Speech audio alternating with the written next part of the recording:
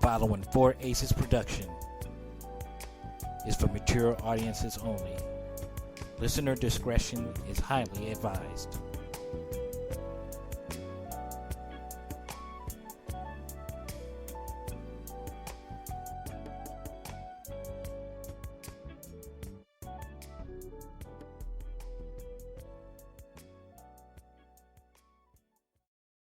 All right. Hello, y'all. And welcome to this week's edition of the Cheap Pop Podcast. I am here with the one and only Alpha. What's up, my man? Oh, yes. Yes, we're back. Took a little bit of time off for festivities, New Year's, Christmas, and the sort, but in that time period, The Mandalorian has ended and The Rise of Skywalker has came out, so we have a lot to get down on. Yes, we do. Man, let me tell you something. Mandalorian, front to end, only 8 episodes. You know the one thing I'm mad about The Mandalorian about? It's only 8 episodes. That is literally the only thing that I'm mad at The Mandalorian about, is that it's only 8 episodes. Like, come on, at least give me 10 or 12. You know? Like, honestly. Hopefully season 2 will be longer. Yeah, it feels like you didn't get enough. Especially if they're shifting directors now, too. Yeah. Favreau's not going to direct it anymore. Well, hopefully he'll still be writing it and executive producing it. Yeah. But yeah, like, man, I tell you, like, I've been impressed with everything they do. And the fact that next season we're most likely going to see Yoda's planet. And you know what I'm saying? And where he's from. Because, buddy. Yeah, let's do it. I'm all for it. I'm excited. Ryan Johnson's going to be heading it, and that's fucking horrible, but, like, I have faith, though. I have faith this might not get completely ruined, but we'll dive into the Mandalorian breakdown next week. We gotta hit Rise of Skywalker first. We gotta hit the end of the 40-year-long series. Or at least that's the idea. Yeah, that's pretty much it. Even though they gave us the sequence, it out of sequence, but we won't get into that order thing again. We're gonna say this movie itself, as far as I'm concerned, I can't help but like every bit of it. Like everything that they did about it. Oh, let me start before we start digging into this comprehensive review. Let me say right now, spoiler alert for y'all who have not seen the movie. If you have not seen the movie and you don't want to know anything about it, I would suggest skipping forward by about 20 minutes or so. You know, while we talk about this, and you can continue to hear the rest of the show. Rise of Skywalker. Spoiler alert, massive one. I'll put it to you like this: it was funny to me.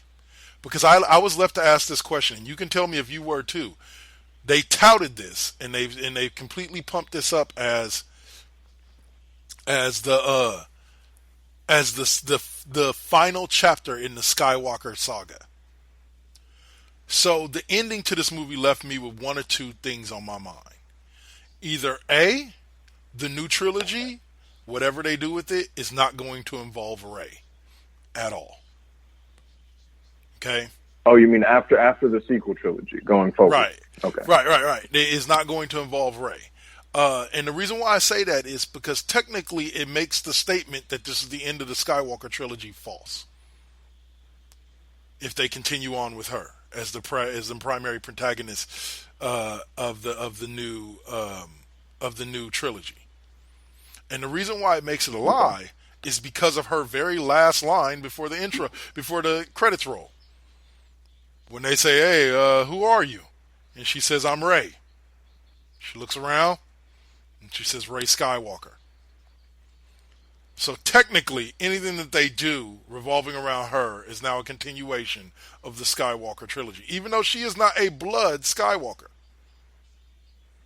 Okay? Because she was effectively adopted by Leia, you know what I'm saying, and considers herself a member of the Skywalker crew, of the Skywalker clan, then anything involving her would be a continuation of the Skywalker saga.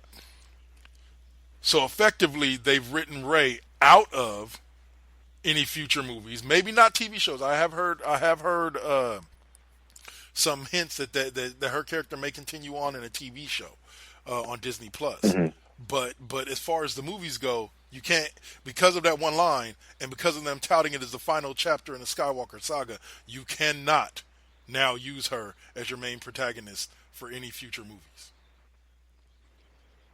Yeah, sounds about right. And I've actually heard, I'm not quite sure, don't quote me on this, but I've heard that among Oscar Isaacs, John Boyega, and Daisy Ridley, the main three members of the sequel trilogy, it seems that they're all pretty displeased with how it all turned out. And they're done with Star Wars as a whole, but I'm not quite sure. We'll see. We've heard people say that before, and look where it turned out. Robert Downey Jr. was supposedly done after Endgame, but I guess he's making an appearance. He signed on for one more movie. Most people think it's going to be that he's going to show up in this year's Black Widow because it's a prequel. And so it would be the only time in which they could legitly include Tony Stark in the storyline, and you know what I'm saying, and not have it be that big of a deal. No, yeah, if they did it any other way, it would completely ruin the entire value of Tony's death at the end. So. Right. So never say never is a good way to put it when it comes to Daisy Ridley coming back as Rey. But and like I said, they closed off they checked off and closed off a lot of boxes with Rise of Skywalker. True. One of the best things I've seen that's come out of Rise of Skywalker, to be honest with you, as far as on the internet, I don't know if you've seen it, but somebody took the entire final scene when Ben Solo or Kylo Ren is coming to try to help Daisy, which, by the way, that sequence when she holds the lightsaber behind her back, and then all of a sudden it's in his hand, was just so damn deep. Yeah. It was easily one of my favorite scenes. But somebody took that and put it to the music of I Need a Hero. For those of you who may not be old enough to remember, there was a song out that I believe it was off the Top Gun soundtrack. And I believe it was sung by Tina Turner. It was, I need a hero. I need a hero. And it was used in Shrek. For some of the younger generation, the song was used in Shrek. But somebody took that song and put that entire last sequence when he's fighting the other Sith, when he's on his way when she's confronted Palpatine. They took that entire sequence and put that song to that, and my God, it worked so damn well that I wished it had been in a movie. It would have made that scene so much more just like, yes, get him, Ben, get him. You add that song to like any scene at all, and it gains like 100% more like value and epicness in everything. And everything, definitely. Like they used that in Saints Row the fucking Third, I believe, and it made the entire moment like 3 times more fucking dramatic. Oh man, but yeah, like you talk about every storyline being closed off. Like I love the fact that when Ben died and basically disappeared into the Force, so did Leia. Like it happened simultaneously. You know what I'm saying? Like the entire Solo clan was gone. Like it was just like, wow, dude, that was actually pretty deep. That was actually pretty damn deep.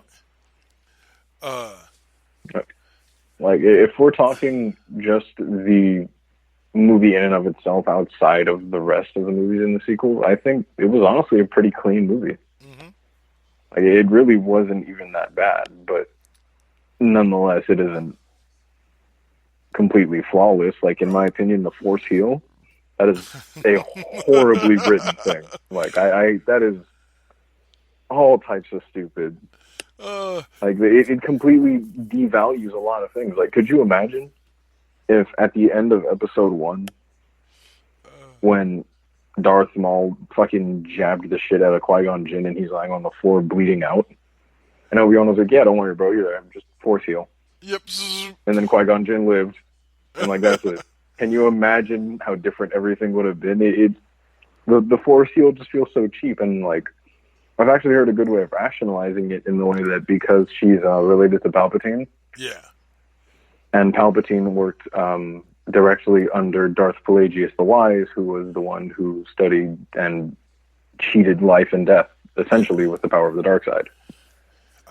So, like, in some way, shape, or form, Rey can tap into that, you know? But it wouldn't make sense, because if you tie it into The Mandalorian, Force healing has existed for a while, because we've seen the Baby Yoda character heal 2 people with the Force. Exactly. You see what I'm saying? So it's but again, when you look at it that way, that just implies that Rey, someone who is still generally pretty unexperienced, has the ability to tap into something that one of, if not the most powerful, force sensitive race known to man. Right. Like either way, even if you look at it that, it makes Rey just look all types of OP as shit. Yeah. And I don't quite dig that. I can understand that because basically it makes it seem like without being a member of the Skywalker clan, she's one of the most powerful Force users like in the universe. Exactly. My main issue with this entire trilogy was that George Lucas was literally straight up like, Luke Skywalker is the most powerful Jedi that has ever lived. Yeah. 100%. He is the fucking guy. Yeah. And the entire trilogy did a very good job of turning Luke into no longer the most powerful and feared Jedi. Right. And a lot of that has to do with go ahead. No, go ahead. No, I was going to say a lot of that has to do with what we discussed about the fact that Disney wanted to take it in their own direction when they took over the franchise from Lucasfilm. Exactly. You know, and that was a mistake. Like a lot of people said, they should have taken the notes that were given to them by George Lucas and just started directly from there.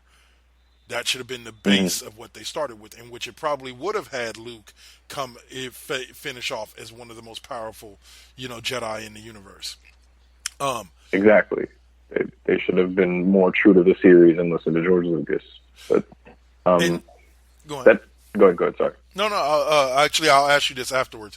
After you get done with your thing there. Okay, cool. Good.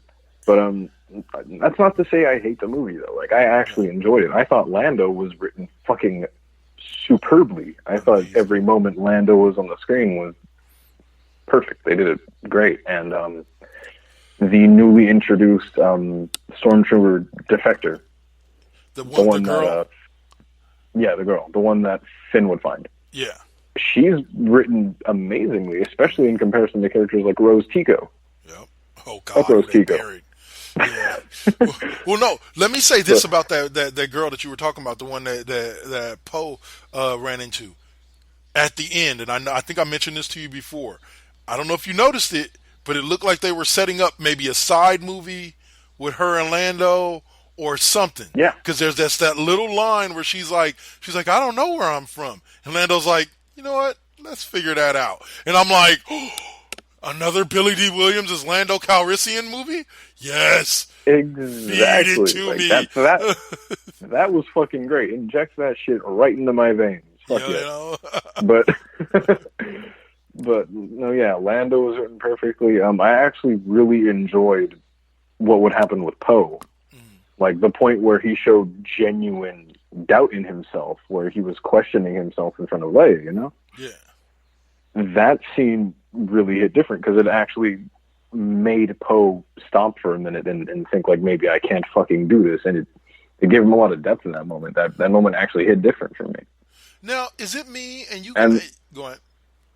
No, go ahead, dude. No, I was gonna say, is it me or did I miss the scene with the lady with the lightsaber that was the two side by side, and then she clicks it down and it becomes the staff lightsaber? Was that scene in there? Because I didn't catch it. I did get up and have to go to the not to the bathroom, but to the snack stand for my mom because she left her wallet in the bathroom, and so I had to go get it for her from the Lost and Found. But I never saw that scene. I'm a bit confused. Okay. In the trailers for Rise of Skywalker, there's this scene where it's this female, obviously Sith or something like that. She's not a Jedi, but a female like Sith, and she has this lightsaber that's it's like a staff lightsaber, but it's folded in half, where both of the saber ends are facing the same way, right? And she lights it up, and both sabers comes out, and then in the trailer, she kind of punches it, and it comes down, and it's the staff kind of lightsaber like what Darth Maul had. But I never saw that scene in the movie. I'm clueless. I think the scene was cut from the movie. It was in the trailers, but I think it was cut from the movie. But anyway. Yeah, that's pretty possible. Yeah. That's probably what happened. So, and I do like go ahead. Go ahead. No, go ahead. I completely forgot. No, go ahead. Dude. No, I was just gonna say I do like the fact they gave us closure on the Death Star as well. By effectively showing us where the Death Star crashed, and and where it landed at after they blew it up, was like, oh, that's awesome. So we actually know now. Hear about a potential plot hole in that though. Like, isn't the Death Star literally the size of a planet? Yeah. Like, shouldn't that one piece that they showed right there, shouldn't that be the size of like half a planet or a small state? Yeah. Not as big as they saw it. So, well, but then again, though, if you think about it in comparison, it did kind of show as this like larger than life type thing. Like, you know what I'm saying? Like, it obviously wasn't the whole Death Star. It was obviously just a piece of it. But in relation to them, like, they were like ants compared to the actual size of the entire thing.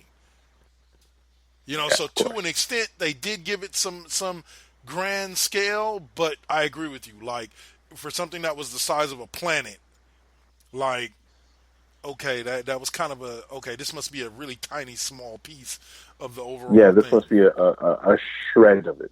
Right. But, the one thing, though, if there was one single thing that I could fix, so it would be the character of Finn. Yeah. I loved Finn.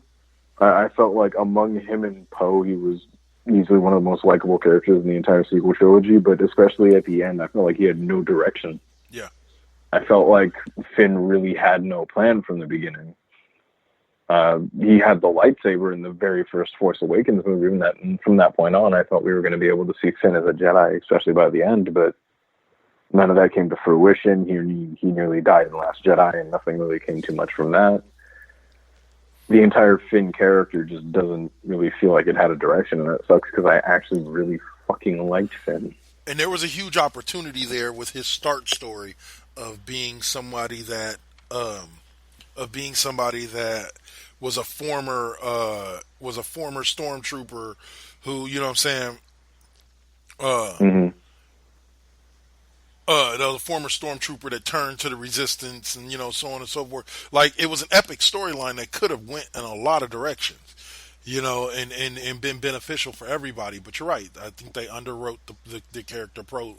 They just didn't really give him much development at all, and or not Poe, Finn. And but Poe as well. Like, I think Poe was meant to be a character kind of like a reluctant hero type character, like Han Solo originally, but then they just never really went anywhere with it. Yeah, I felt at least Poe had an endgame, but my issue with Poe in the entire retrospect of the sequels was that everybody downplayed the shit out of him the whole time. People treated Poe like a dumbass, and it's like, how am I supposed to believe in a character that everyone is just sort of shitting on for about 2 hours at a time now? At least in the original trilogy, eventually people came around to like Han Solo. You know what I'm saying? He was a reluctant hero, and you kind of thought he was a jerk after the first movie. But but by the time Empire Strikes Back is over with, you love Han Solo. Especially, like I said, especially after the I love you, I know segment. Like, that was just so G. How could you not like Han Solo after that?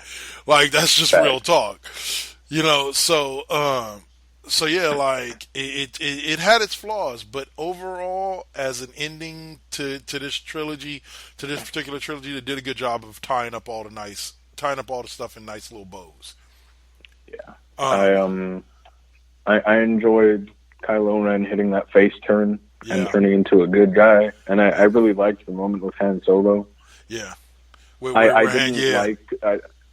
didn't like the idea behind it in the way that he was just like, oh, hey, son, I'm a ghost now. Let's not be a bad guy anymore. And Kylo Ren's like, oh, fuck, okay. Yeah. Like, that's the end of Kylo Ren.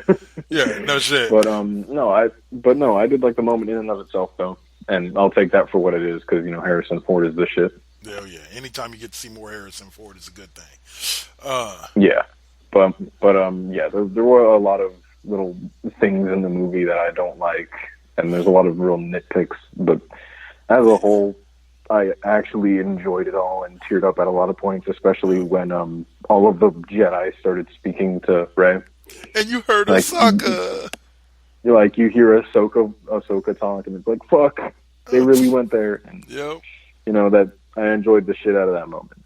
Absolutely. Somebody, was it you that told me that somebody redid the video of that and replaced Mace Windu's lines with one of Samuel L. Jackson's lines from Pulp Fiction? Yeah, there was one where they changed it to Mace Windu just saying, "Kill that motherfucker." Yes. And it's fucking great. So okay, so kind of wrapping up the Skywalker talk real quick. There is a video that I suggest everyone who considers themselves a Star Wars fan goes and checks out. I don't know the name of the show, but just look up Freddie Prinze Jr.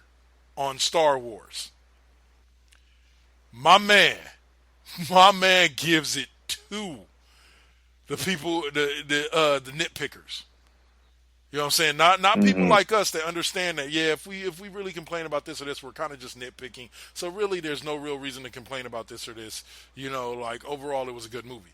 But no, fucking he goes ham on people. I want to find the audio of that interview and play it on this show cuz he goes straight ham on folks. No, he was ballistic on the entire Star Wars fan base, which I don't even blame him at this point. And he does because going. Yeah, you're right. There are a lot of people who are just shitting on this movie without any sort of retrospect on it or exactly thought process or anything, and it's disgraceful. It is, but the thing that I like about that he does is he doesn't like there's a sequence where he's mid rant, right? But he has what I call my line of the entire video, where Freddie Prinze Jr. goes.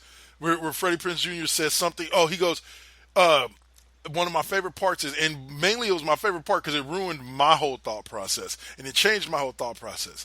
Because at one point he goes, look guys, just deal with it. There is no such thing as gray fucking Jedi. There's not. That was something that was made up for the games, for the video games. He goes, it's not a real thing. He goes, there's dark side, there's light side, and that is it. There are no gray Jedis. Just let it go. And he goes, and what he says after that is what gets me. He goes, you don't like what I'm saying? Fuck you. These are George Lucas's words, not mine.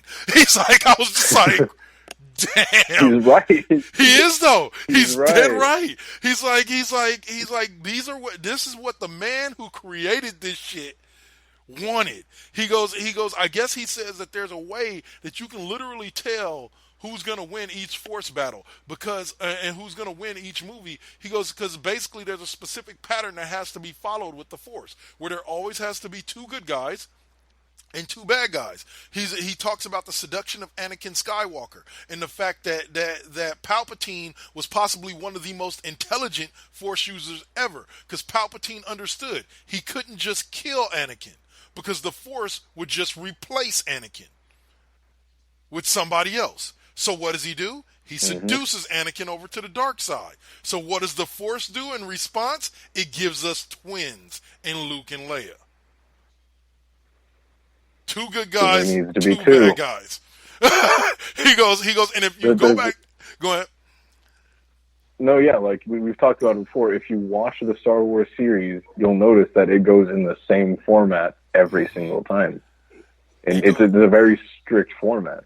And he actually says, though Yoda is one of the most powerful, he goes, obviously Yoda is not one of the smartest Force users because Yoda was blind to exactly how powerful the dark side of the Force was.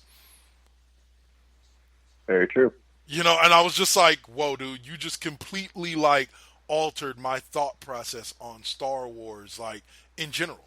And so I suggest everybody who's ever watched Star Wars, go find this video. It's got to be somewhere on YouTube. I found it on Facebook.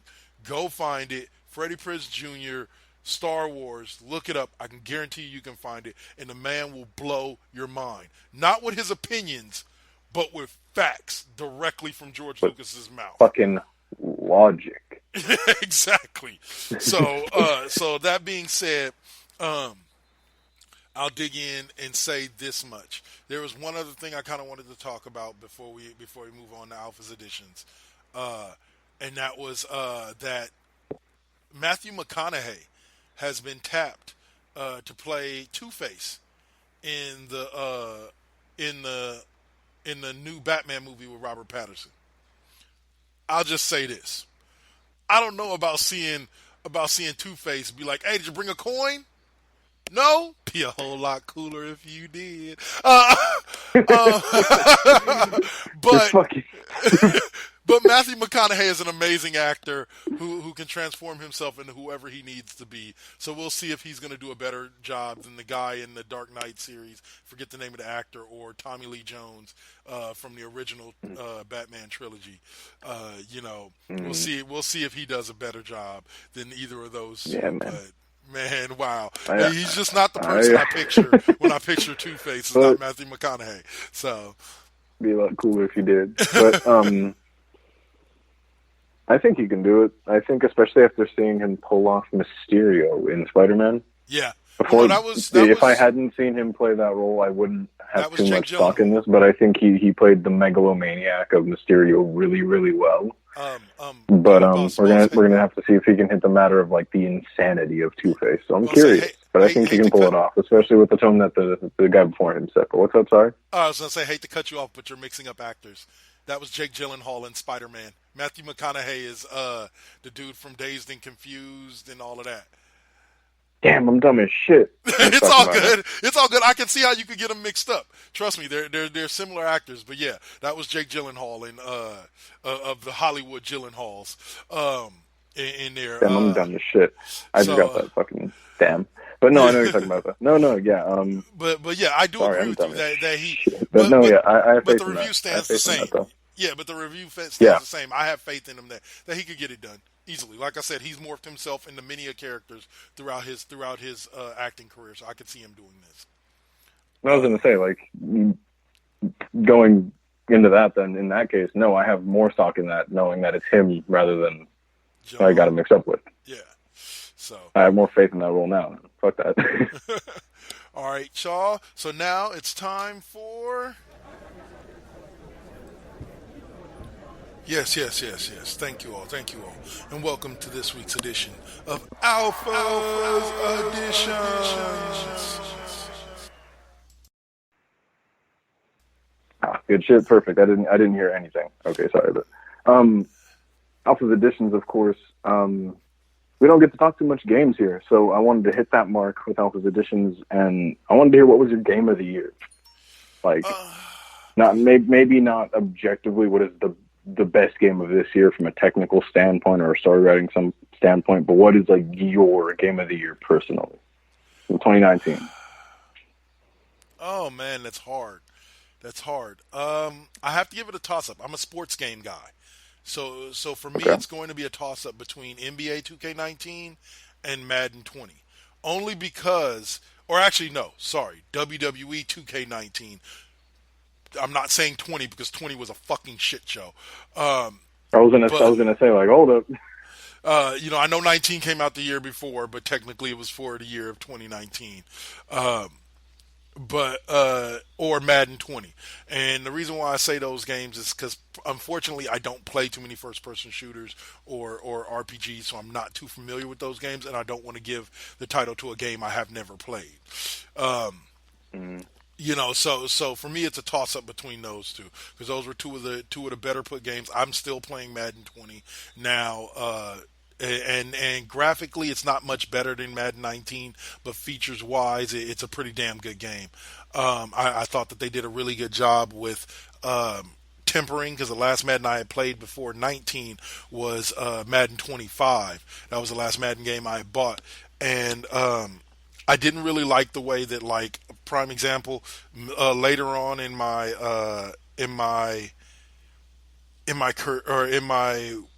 Madden Legacy, like the team dynasty mode, I had gotten this one quarterback who had like an 89 speed with like a 92 acceleration. And I think like I had like 4 consecutive seasons where my quarterback rushed for 2,000 yards on top of my running back going for another 1,000 and my quarterback throwing for 4,000 yards. And what it was that they had made this quarterback, the way this quarterback was, so damn quick that literally all I had to do was run an option, and as long as the defense was fooled when he pulled the ball out, I was gone for at least a 50-yard game. Well, they've kind of fixed that. Like I've got a quarterback now that's playing for me on my dynasty. That he's like an 88 speed and he's like a 93 acceleration. But I have a difficult time pulling away from defensive linemen and linebackers once he breaks that thing. Cornerbacks normally catch me, and that's more realistic because even Lamar Jackson, as fast as he is, doesn't just outrun everybody on the field. So because of that, I like the fact that they fixed that particular fact about the game. And in WWE 2K19 is possibly one of the best wrestling video games ever created. So I just have to give it a nod. But for you, what was your game of the year? This year wasn't really as stacked as last year. Last year we had a lot of games come out that were amazing, but we didn't really have too many this year. But if I absolutely had to pick one, I'd say Outer Worlds was for me. Nice. I told you a little bit about it personally before, but my favorite game of all time, 100%, is Fallout New Vegas. Yeah. And the dev team who had worked on that and had worked on the original Fallout 1 and 2, the isometric, like bird's eye view sort of role-playing games, they made Outer Worlds. And as someone who was massive on Fallout, especially Fallout New Vegas, I felt like I needed to play this game, and I fucking adored every second of it. Duplicating shrink rays and all. It's utter madness. The game looks fucking fantastic. It looks amazing. Nice. If there was any critique I could give to it, I wish it was longer. Yeah, I blew through it pretty quickly. But aside from that, we don't really see too many die-hard role-playing games lately. So I'm glad a game like Outer Worlds came along, and I had the most fun with it this year. Nice. But Sekiro Shadows Die Twice got Game of the Year at the Game Awards. Okay. Which is pretty deserving, I feel. If you haven't heard, it's really difficult. It's like Dark Souls, except in a feudal Japanese environment. It's really dark. I recommend trying it out still, though. All right. And I'm still trying to find Killer Instinct on my Xbox. Do it. If anybody says 2014 Killer Instinct is the best, it's a 6.5. Yes, it is. Well, that game in general is one of the best fighting games ever created. To me, it's just under Street Fighter. Like, I give it a head of, no offense to Tekken. I like Tekken and all. I was happy, but for me, it would go Street Fighter, Killer Instinct, Dead or Alive, then Tekken. If I had to rank them. Okay, that's fair. If I had to go top 3 or 4 like that easily, it would be Mortal Kombat, Killer Instinct, then Tekken, and then Street Fighter. I do love Street Fighter, but I'm big on crazy violent games like Mortal Kombat and Killer Instinct. Killer Instinct especially is all types of wild. Well, to me, where Mortal Kombat has its issues with me is that Mortal Kombat needed to stop trying to be so much better when they already were so much better. You know what I'm saying? The first few years of Mortal Kombat 1, 2, and 3, it was great because they didn't really change too much about the game. They just added some extra characters and upgraded the graphics. Yeah, they tweaked it a little bit. That's why the OG Mortal Kombat 3 is heralded as like the peak, as good as it gets. Right. And at that point, they weren't trying to push all that extra shit. Exactly, and that's what I think to me kind of drops them down to number 5 for me is the fact that the later years they started. If they had just stopped, like if Mortal Kombat 3 was the final Mortal Kombat that they had put out, I'd easily put Mortal Kombat in my top 3 games ever. But 4, 5, 6, 7, 8, 9, and 10. All just kind of degraded and diluted the product as a whole. And so it kind of fell down my list as it was going. I like Mortal Kombat, but it's just, they by 11, they were just doing too much for me. I feel it. There was a lot of bad Mortal Kombat games back, especially like games like Shaolin Monks. A lot of people didn't like Deception and Armageddon. Yeah. And I don't blame them. But, there aren't as many bad entries into other fighting games as there many Mortal Kombat, but they definitely picked it up for me, especially in the later years. Mortal Kombat 9 and 11 are fantastic. Yeah, I can feel you. Maybe, and some of it is old man bias. Back in the day, Mortal Kombat was a little bit easier to play, and then as they continued on, it became more and more complicated, which is one of the things that, despite me giving Street Fighter the credit it deserves by putting it at number 1, Street Fighter always turned me off because a lot of the moves were just too damn complicated to be trying to do. Yeah. Like, I don't want to have to do a half circle back to this and then hook it like that and then press the button 3 times real quick, go sneeze on somebody, cough on somebody else, and then come back and my move will be done. You know, like, it was like fucking, keep it simplistic. I don't blame you at all. No, yeah, Mortal Kombat is definitely the most approachable. It's the most fast-paced and easy to grasp and easy to play. When it comes to Mortal Kombat special moves, you have like down right blank or left right blank, and that's pretty much as complicated as they get until you hit the high-tier modes of play. Yeah. Whereas in Street Fighter, they have arcade controls, so they won't say A, B, or square and X. They'll say kick button, punch button, hit a Z, roll halfway, all types of crazy shit. Right. It's not, it's not easy. It's not easy at all. And I knew homeboys who had that muscle memory down pat. Like they could do it without even thinking about it. They could do all the moves without even thinking. Just and into the combo. Okay, now I'm like, how the hell? Okay, that was awesome. I don't know how to do it. I'll probably never know how to do it, but that was awesome. I can run that shit in Killer Instinct, but I can't do that in Street Fighter. I'm not good at it. Yeah, I used to be able to do it in Killer Instinct as well. I used to know the combo as well. But yeah, overall fighting games aren't necessarily what they used to be, but they do have a lot of fun fighting games out there. Absolutely, 100%. All Cool right. for the second half. Yep. So for the sake of time, we're going to go ahead and cut it off there. We're going to debut a new segment right now. My daughter has overheard us talking about movies before and has decided that she wants to give a movie review. So she chose to do Frozen 2. So next up is the debut of what will be a reoccurring segment on the show, which will be, technically it's just Maddie's reviews, because she will be doing not only movies but video games as well.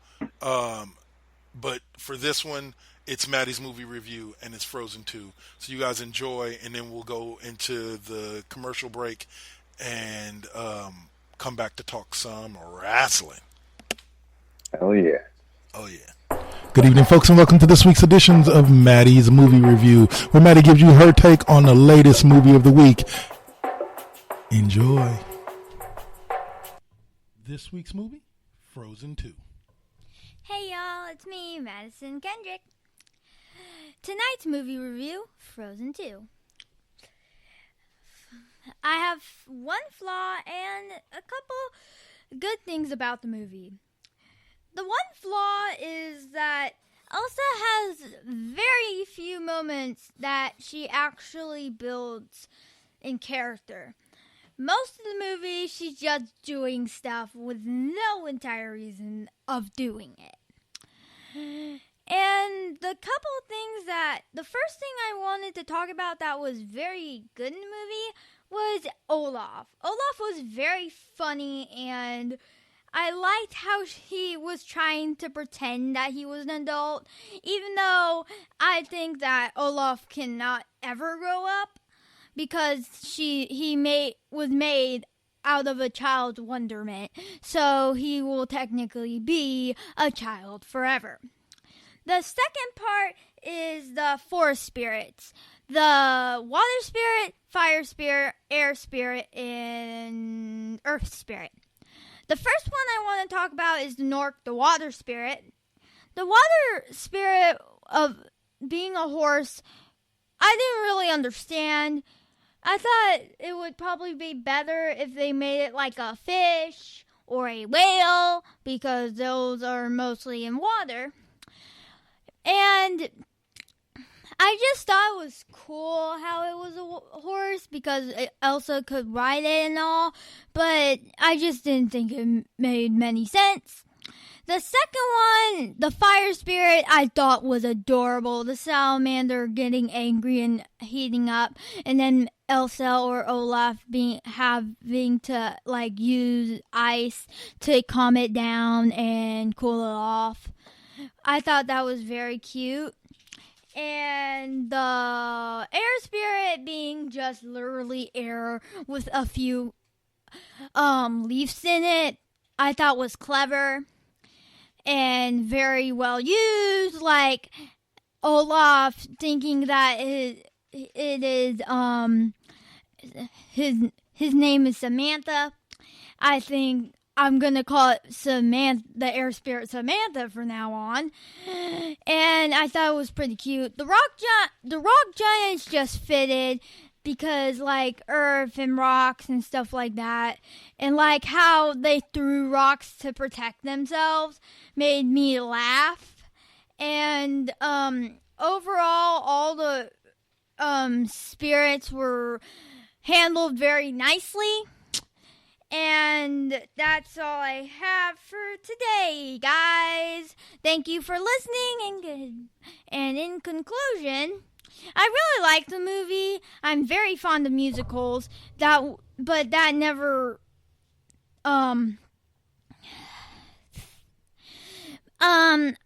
I give this movie pretty much A- in the movie standards. And that's all, folks. Good night. You're listening to the Cheap Pop Podcast right here on the 4Aces Presents Radio Network.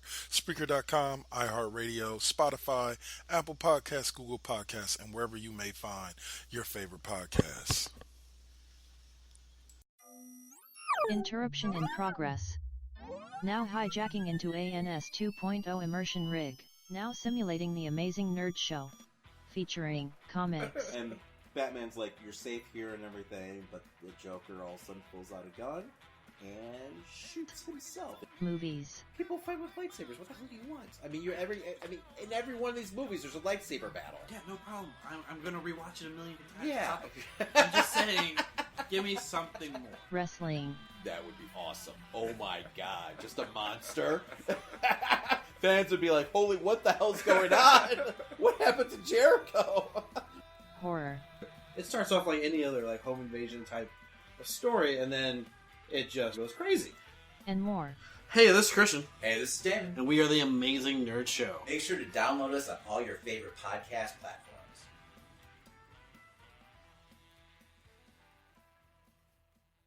So, what's up? Steve Fingerstyles here, the host of the podcast, spelled D-A, of course.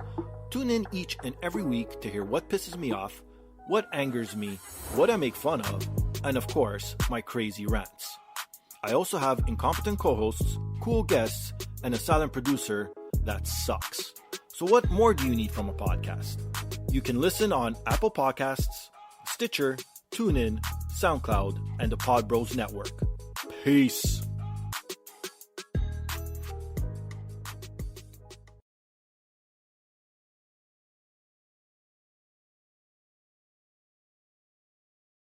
Game ticket, $50. Hot dog, $8. Team store item, $25. I told him I can beat him with one hand tied behind my back, with some glasses on, with one eyelid out, with some flip-flops on in the ring. Haven't you listened to someone's dumb sports opinions? Worthless. Some people shouldn't talk sports. For everyone else, there's the Unspoken Podcast, available on most podcasting platforms, and on the web at theunspokensportspodcast.weebly.com. From the galactic depths of the comic book universe comes the ghosts of the stratosphere, ready to galvanize and energize your mind with the latest of comic book news and reviews. And why are you stopping me? Yes, that's much better. Hi, this is Andy Larson for Ghosts of the Stratosphere. Join me every week along with my co-hosts Rob Stewart and Chad Smith, as well as a cavalcade of fantastic comic book guests, as we dish out heaping helpings of the greatest and latest of comic book news and reviews. New shows posted every Tuesday with bonus shows every first Friday of the month. You can find us on iTunes and Stitcher under Ghosts of the Stratosphere, as well as on our website, www.gotstratosphere.com. Hope to see you soon, folks.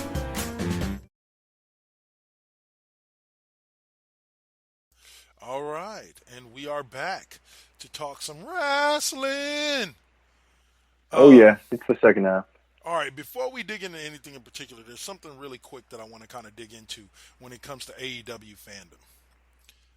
and I know that there's fans like this everywhere you go, but it just seems to be with AEW. It happened with TNA early on, and it happened with WCW early on. People are so fed up with everything that Vince is doing that it just seems like anything that AEW does is supposedly considered better than WCW. Now, the thing that's bothering me is I'm a part of a lot of different wrestling groups. One of them just happens to be specifically an AEW, an All Elite Wrestling group. And the thing I consistently keep seeing is, I don't even watch Raw or SmackDown. Well, then how do you know that AEW is actually putting on anything better than what Raw and SmackDown are? If you're not actually watching the product, how do you know? Because I'll be honest with you, I loved the homecoming episode of AEW on the 1st. But was it truly any better than Raw or SmackDown was this week? Not really. Like their segments were better than the Lana Rusev segment, but shit, 90% of wrestling put on segments that were better than the Lana Rusev segment. Shoot, if they just had somebody walk out in the ring and just stand there and not say anything for 5 minutes and walk back to the back, that would be a better segment than the Lana Lashley wedding. So much more presentable. Right. Much more presentable. So at the end of the day, ultimately, if you're not watching the product, I'm sick and tired of hearing wrestling fans say, based off of the fact that the last time that they watched wrestling was 10 years ago, and saying, oh, well, WWE's still just doing the same old shit. If you don't watch, you don't know. So please stop with that bullshit. I have my complaints about WWE, and I've actually said this multiple times within this AEW group. I have my issues with WWE. I have not turned off the TV and stopped watching, because there's always at least one or two segments that are worth it to watch. Is the whole show worth it? Sometimes, but there's at least one or two segments, and I can say the exact same thing about AEW. Is everything that AEW does every week good? No. Like, I'll be honest with you. There are hitches. I love Rio. I love Rio as a character and as a wrestler, and I love her skill. I don't like her as AEW Women's Champion. I honestly think they could write a much better storyline with Nyla Rose destroying everybody on that in the locker room on her way to either facing Chris Statlander or facing Awesome Kong, for the women's title. Then Rio barely scraping by to win matches, because obviously you can't have her go over hard and clean over somebody because she's so small, and it just doesn't make a lot of sense with just about every woman being bigger than her. They've written themselves into a corner. Yeah. So for me, it's just one of those type of things where I'm like, okay, it's nice, but AEW, like, this whole thought process that anything AEW does, because it's AEW, is automatically better than WWE, needs to be dropped. And then secondly, me and you had this discussion a little bit before we came on air, that also there's a little bit of disappointment in AEW, and people can say, oh, they're a brand new thing, you got to give them time. I agree, you do. But there's a certain level of expectation that comes out of a company whose core is all wrestlers who've been a part of the wrestling business for at least 10, 15 years, if not longer. They know how the business works. They know how to write a good storyline. They know how to go out there and perform. They know how to do all of this. And yet we're still seeing what we're seeing out of AEW right now. That's a disappointment. That's not a knock. That's not hating on AEW. That's just the truth. You can't hype up AEW as a big thing and have it be backed by so many big names and very, very smart people and not hold it to that standard that which we all know they can all do. Exactly. And also, last thing before I let you take over for a little bit, is that I think, and this is something that I haven't shared with anybody yet, but it's just been a thought on my mind. I think AEW needs to put a kibosh on signing anybody from the WWE for the first 2 years that they're on television.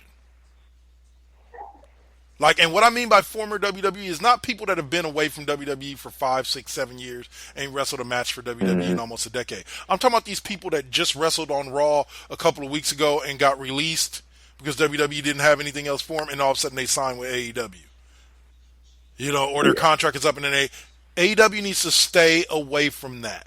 Build your core, build your product before you start bringing in a bunch of ex-WWE guys, because you wonder why people are comparing you to TNA and WCW. That's why.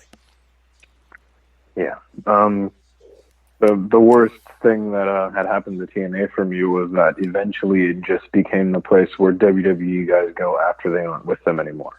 Yep.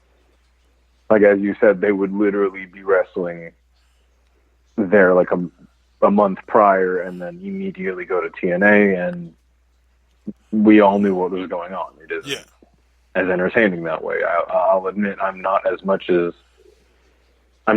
very much behind Sean Spears as a character in AEW, mostly because I still see Ty Dillinger. Yeah.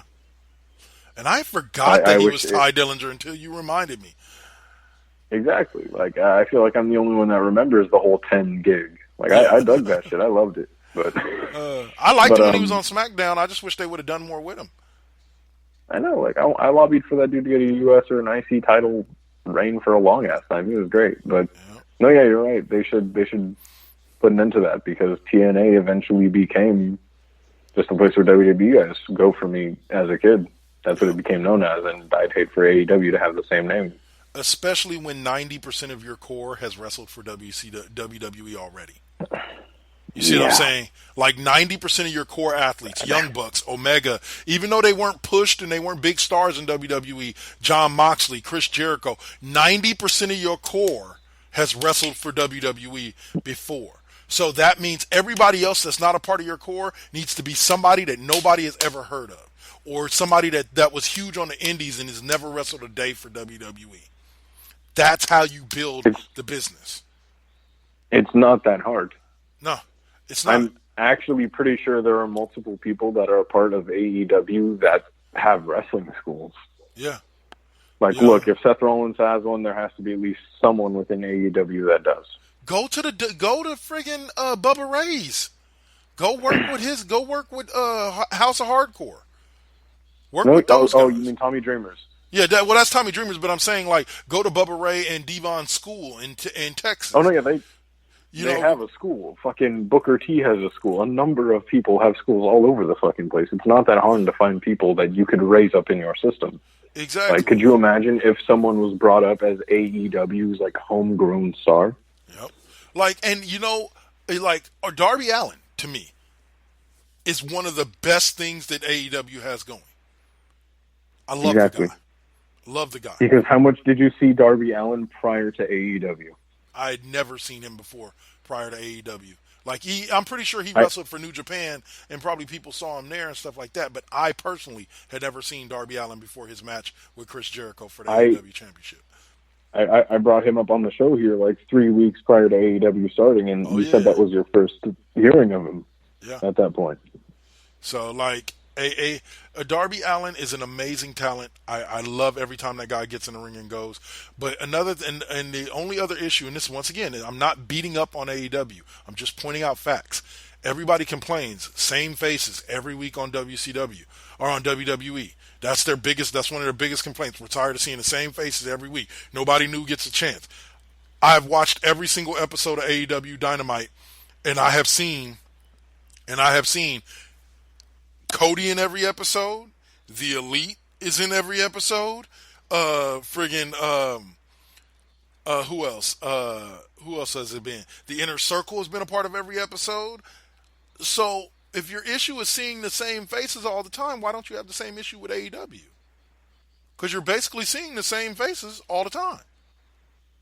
The women's division, do they only have 5 women in the women's division? Is it just Stratlander, Baker, Nyla Rose, that other Asian chick, and Rio? Awesome Kong. Oh, and Awesome Kong. So they have 6 women on the roster. And we've pretty much seen them every week. It's just one of those I will things. admit, like, as much as I do love AEW, how much of fucking Cody, MJF, and John Moxley have we seen? Mm-hmm. And like I said to many people before, stop it with this MJF is the best fucking heel in the business. He's really not. He's really not. That whole segment with him with Cody Rhodes and the whole thing about oh, I have to be able to whip you 10 times and stop. Just take the like I was good with him saying, okay, you got to beat my bodyguard to get to me. That's a pretty much typical heel thing to do. But all the extra shit, I was just like, dude, this is why I don't like MGF, because all of this shit is not necessary. Like, all of this extra shit wasn't necessary. I think MJF is good. I think he's a good heel, but I don't think he's top heel right now or best of the year or anything like that. I think it is way too much of an overstatement to say that. It is. I think he has the potential to be, but I don't think he is anywhere near no, sir. That at all. Not even a little bit. No, sir, not at all. But that being said, I think that AEW and NXT have a lot in common, except that NXT they've been around a little longer, so they do it a little better. Like I'm sorry, as far as I'm concerned, that episode that they did before the year-end award show, the episode that they did the week before where they actually had the matches, and they finished off with the main event of Keith Lee and Lio Rush taking on, who was it, Damian Priest and Tony Nese. Yeah, and Tony Nese. That match was amazing. Match was fire as shit, absolutely. You know what I'm saying? Like I'll have to, if I had to give the Holiday Wars to somebody, I would give it to NXT. Not just because AEW didn't have an episode on Christmas Day at all. People talk about, oh, well, they wanted to give their talent Christmas Day off. WWE gave their talent Christmas Day off. That NXT show wasn't live. Yeah, no, that was shit was pre-recorded like always. You know, I'm like, why are you guys? Why can't AEW just pre-record a show? You know, give the fans that were at the last live show of the year an extra show, kind of like what they did when you went to Raw last year. Yep. Right before Christmas. And friggin' they taped the next week's Raw, so you got to see the next week's Raw because you were live there. But it was because Christmas was on a Monday and they wanted to give their talent Christmas Day off. Exactly. That could have been done. It could have very easily been done. And then, I hate to say it, but there's been an argument going on about the fact that AEW allows their talent to go wrestle in other places. Right? And how is that such a huge benefit? Vince doesn't want his talent going and wrestling for other places, not because he wants to be greedy, but because his talent is already working 200 days out the year for him. He don't want them adding extra days that puts them even at more risk of getting hurt. Not a bad way of saying it. A lot of people just see that and they're like, oh, Vince is being greedy. He doesn't want his talent anywhere else. Yes, that is true, but it's also the idea that he wants consistent workers. Yes. There's a lot of problem with how he contracts, absolutely, the way he does it as independent workers, so he doesn't have to give them certain things. Yep. But at the end of the day, he also does it because he needs them consistently there. Yep. Other dates will impede on you being there. Exactly. Kind of like with the fact that we had to postpone the Chris Statlander Rio match that was supposed to happen at Homecoming because she had an indie date. You know what I'm saying? Exactly. Where she actually ended up winning the Women's World Championship for that indie promotion. But at the end of the day, ultimately, AEW is an awesome product. All this negative shit I've said, it's still an awesome product. My issue with AEW right now is the same issue that I have with LeBron James. Nothing against him. I have issues with his fans. Though. I have issues with his fans who portray him as perfect.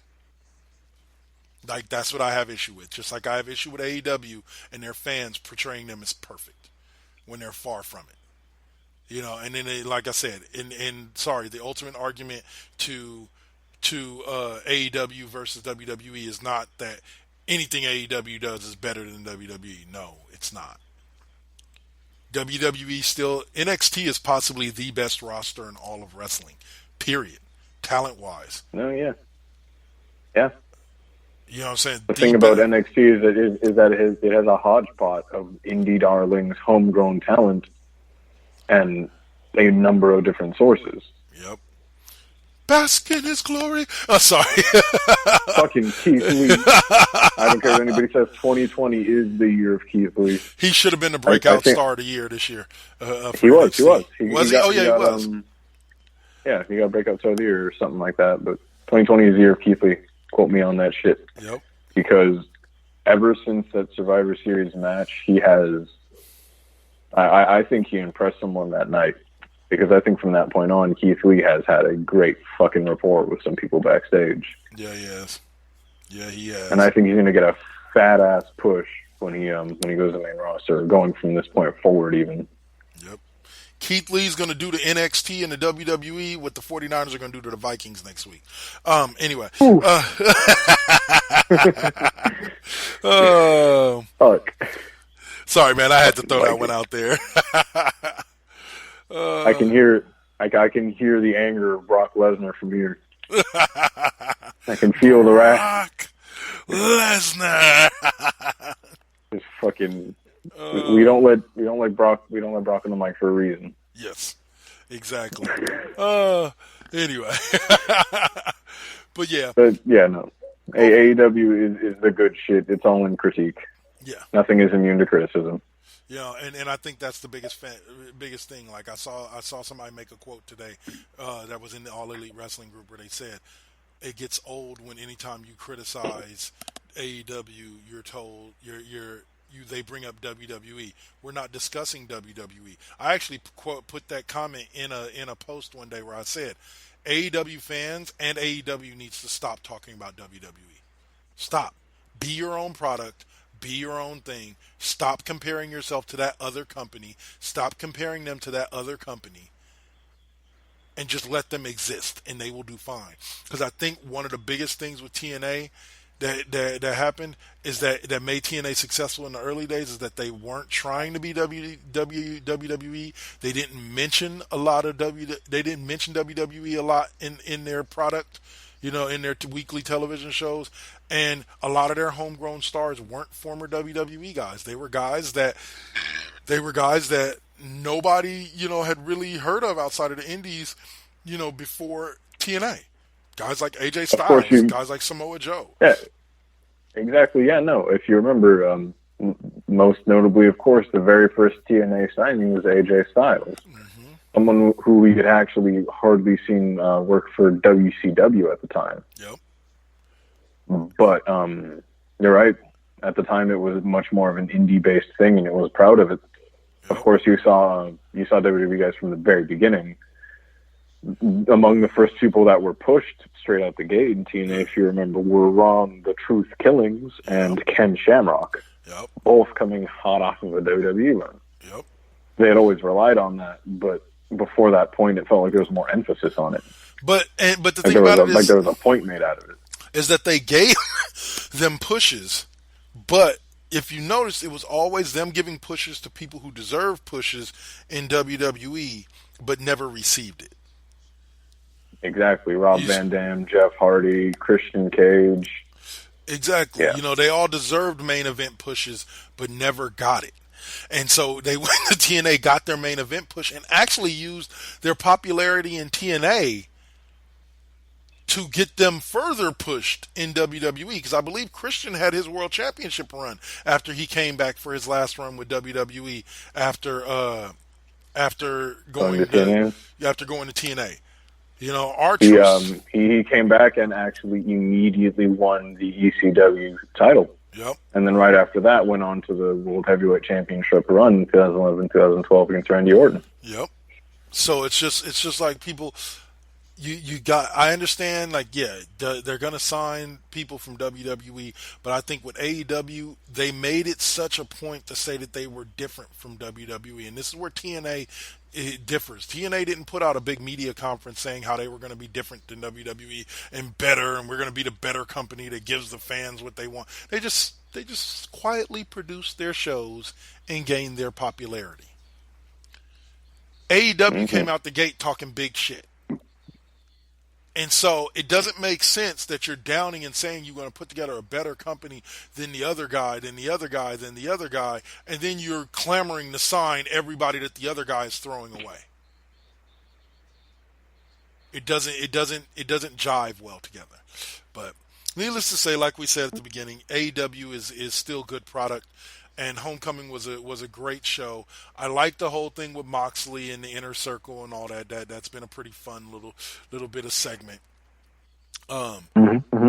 You know, it's definitely one of the AEW's better storylines. The things that surprised me recently has been seeing people actually support the Dark Order storyline. Why, I don't know. They say, oh, it's the best thing AEW has going. If that's a bad sign, if it's the best thing AEW has going. Sorry, but that's not a good thing. That Dark Order segment is just plain silly. Like, don't get me wrong. I'm not talking about Dark Order existing. I actually like their little snippets. You know, their little. I actually like their little vignettes. You know, but their actions in ring have just been not good, and what they've actually produced out of those vignettes is just not been good. So, I wouldn't say that, but I would say that they need to start giving Kenny Omega a little bit more of a push. I understand that they're trying not to just make it where, you know, they just always push just the elite guys, but I think it's time for Kenny Omega to get a push. Like, he's had some good feuds, and it's just time for Kenny Omega to get his push.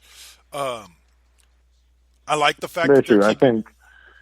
I liked that they held off on Kenny Omega for a little bit, you know, waited 5 months or possibly longer to give him his push, but I think it's high time to cash in on him. Yep. And and then I like the fact that they're keeping Cody away from the heavyweight title for a while, because I agree, it does not make sense to put the championship. Normally, it's a death sentence for your team when you put the championship on the owner of the company, on somebody who's in the ownership group. That's normally a death signal for your company. Ask TNA.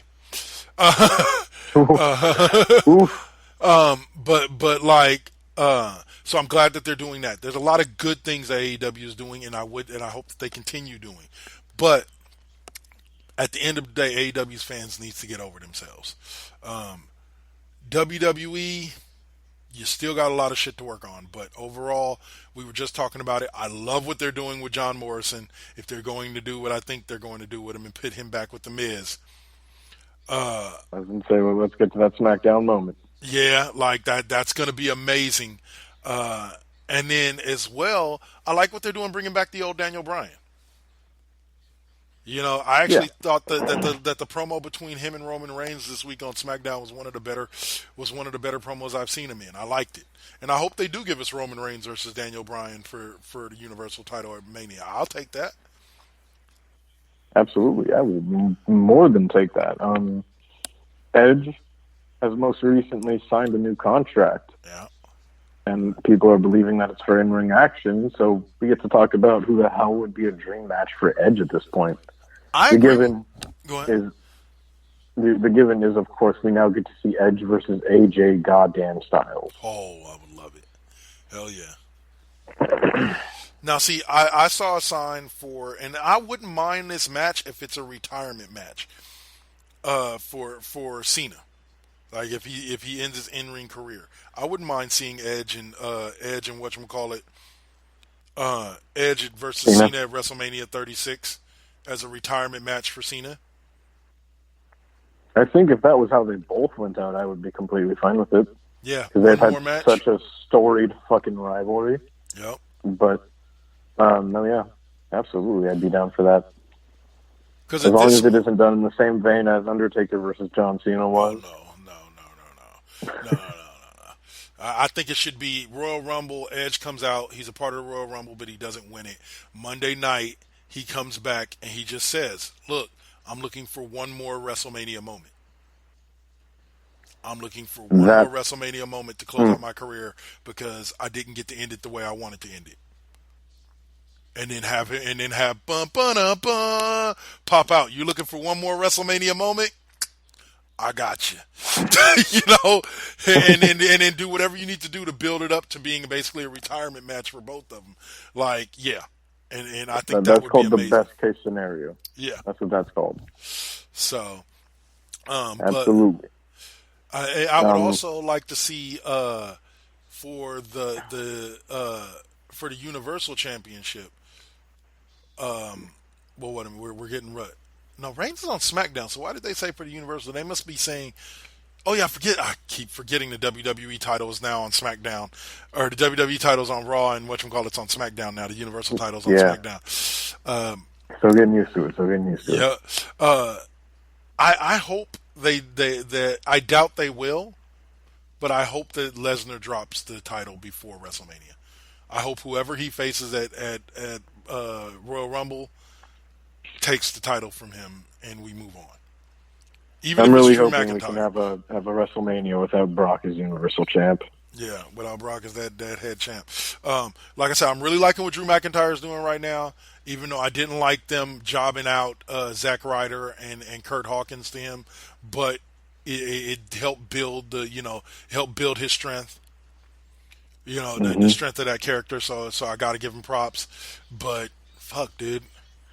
Like, I don't know who on the Raw roster I would like to see. Because Aleister Black, it's still a little bit too early to book him over on Lesnar. If there's anyone that they would just pull out of the woodworks like that, I would like Aleister Black. Yeah. But truly, you look at the Raw roster, it's still an idea of like, damn, I don't think they're willing to put any of them over Lesnar. Nope. And like I would say Seth Rollins if this was like last year before he already beat him twice. Yeah. So like I said, there's not really anybody on the roster I could see going over Lesnar, but they got to give him an opponent. So let's hope for a good match. But let me address this with WWE. WWE, thank you for finally doing something right. The way that they brought Joe back to in-ring competition was muy perfecto. Perfect. Like, I don't care what anybody says, that was perfect. Having him out there on commentary and then having him talking about Seth Rollins and what he was doing the way that he was led me immediately. I was like, oh, here we go. Joe's going to get involved at some point. He's due back soon, and listen to the way he's talking. Joe's going to be involved in that storyline somehow. Those are what you call fighting words, motherfucker. And then when they went over there, when the ALP stepped up, and Joe was like, hey, I'm telling y'all right now, if I get out this seat, we done talking. If I get out this seat, that's your ass. I was like, tell him, Joe. Get him, Joe. Fucking Joe. Oh man, I'm counting on that moment when his song hits again and you can hear the Joe chants. Oh yeah, that shit is magical. And you hear the way the roof blew off that place when his music hit. Yeah, fuck. Last week to come save Kevin Owens, that was amazing. And if there's any tag team that I think could stand up to Seth Rollins and the ALP, it's Joe and KO. Like, give it to me. I'm ready. Big boy fight. Like shit. Shoot. So bravo. We have a tendency sometimes to talk down about WWE, but I like to give credit where credit was due, and that storyline was worked out perfectly. Kevin Owens has had a year of pretty good writing. Yeah. I'd say 2019 wasn't even too bad of a year for Kevin Owens since his return, at least. Yep. Especially the fucking NXT show up. That was great. But that was amazing. His my takeaway from the last week of wrestling, hands down, is just John Morrison. Yeah. Neither of us expected him to show up with The Miz. Nope. I thought that was like the most unlikely option, but if that's what they're going for, there is a God in this world. Mm-hmm. The wrestling world could use a little bit more of The Miz and Morrison. Yes, they could. Oh, fuck me. Especially if they start up the internet show again. Oh yeah. This will be the good timeline. Now WWE, now you've given me a partial storyline, but you need to stop it with this Roman Reigns running by himself bullshit. And you need to give me that Samoan stable, brother. You need to give me the Usos. You need to give me the Usos and Roman Reigns in a stable against King Corbin and Rude and Ziggler. I'll take that. Why? Because I like the Usos on the mic, and I think that the Usos can give us some great promos, throughout this feud. So, yeah. If the Usos could stay out of trouble, they would be on top of the wrestling fucking world. Right now, yeah. Because they're really, really well-rounded workers, both of them. Yep. Shit. And then hopefully we'll get at some point during 2020 another New Day versus Usos match, because it's been long enough since the last time we saw that match that it's time to give us another one. Ready for another. Sure. Ready for another. All right, man. So let's dive into that final part real quick before we wrap it up of match of the year. I'll let you give yours first, and then I'll give mine. There was a lot of really good matches, and I might get into some trouble with this choice because it was a very controversial match. Honorable mentions are definitely Aleister Black versus Cesaro at SummerSlam, I think it was. Yeah. I believe it was SummerSlam. But that match, and then Walter versus Pete Dunne was fucking masterful. And then after that, we had Tyler Bate versus Walter, which is just as good. But I couldn't help myself. My match of the year will have to be Jon Moxley versus Kenny Omega. Yeah. I'm big on hardcore wrestling, and two of them worked their asses off and did what they do, and the match was fucking insane. Yeah. They did a lot of really crazy ass spots like slamming each other onto loose beds of barbed wire, so all of their pressure was just purely onto the barbed wire and nothing else. It was utterly horrifying, and I loved every second of it. Hell yeah. What about you, buddy? Well, for me, I think I told you, and I think I'm going to go ahead and go with it. About 2 weeks ago, they had a triple threat match to see who was going to face Adam Cole at a couple of weeks later for the NXT Championship. And that match was between Keith Lee, bask in his glory, Finn Balor, and Tommaso Ciampa. And to me, it was one of the best worked and best matches that I've seen this year.